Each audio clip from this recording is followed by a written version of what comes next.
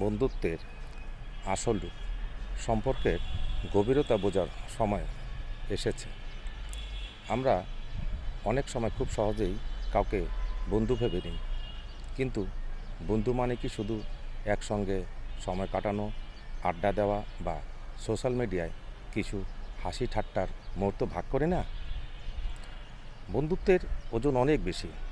সত্যিকার বন্ধু পাওয়া যেমন কঠিন, তেমনি ভুল মানুষকে বন্ধু ভাবা অনেক কষ্টের কারণও হতে পারে। বন্ধুত্ব আর পরিচিত জনের মধ্যে পার্থক্য করা শিখতে হবে। আমাদের চারপাশে অনেক মানুষ আসে, অনেকেই নিজেদের বন্ধু বলে পরিচয় দেয়, কিন্তু প্রকৃত বন্ধু কারা একটু খেয়াল করলে বোঝা যায়। এক, সুখে নয়, সংকটে বন্ধুকে চিনবে। ভালো সময় সবাই পাশে থাকে, কিন্তু খারাপ সময়ে যারা তোমাকে সামান্য হলেও সাহস দেয়, তারাই প্রকৃত বন্ধু। যারা তোমার সমস্যায় মুখ ফিরিয়ে নেয়, তারা কখনোই তোমার প্রকৃত বন্ধু নন। দুই, সত্য কথা বলে আঘাত দেয়া না। বন্ধু মানে একে অপরের ভুল শুধরে দেওয়া। একজন প্রকৃত বন্ধু কখনোই তোমাকে ভুল পথে যেতে দেবে না।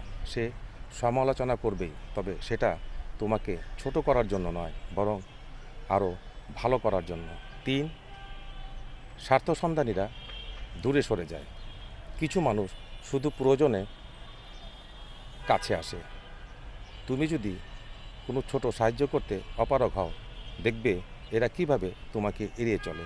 সত্যিকারের বন্ধু তো কখনো স্বার্থের উপর নির্ভর করে না।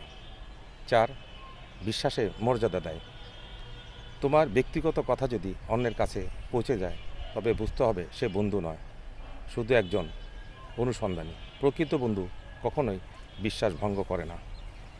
পাঁচ, বন্ধুত্বে লেনদেনের হিসাব থাকে না।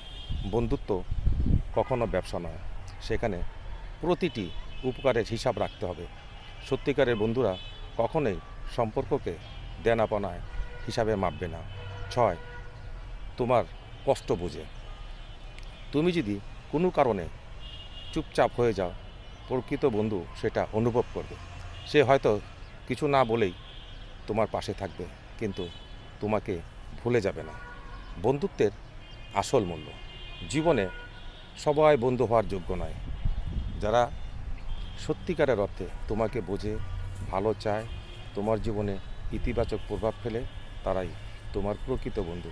একবার নিজেকে প্রশ্ন করো, তোমার জীবনে কতজন সত্যিকারের বন্ধু আছে, আর কতজন আছে যারা শুধু তোমার সুবিধা নিতে আসে। বন্ধুত্ব মানে সংখ্যার খেলা নয়, মানের ব্যাপার। তাই ফ্রেন্ড লিস্ট বড় করার আগে বুঝে নিও কারা আসলেই তোমার জীবনের সম্পদ, আর কারা শুধু সময়ের অপচয়। সবাই ভালো থেকো, মা বাবার সেবা করো, শোলে পড়তে যত্ন নিও, পাড়া প্রতিবেশী আত্মীয় স্বজন হক আদায় করো। আসসালামু আলাইকুম ওয়া রাহমাতুল্লাহি ওয়া বারাকাতুহু।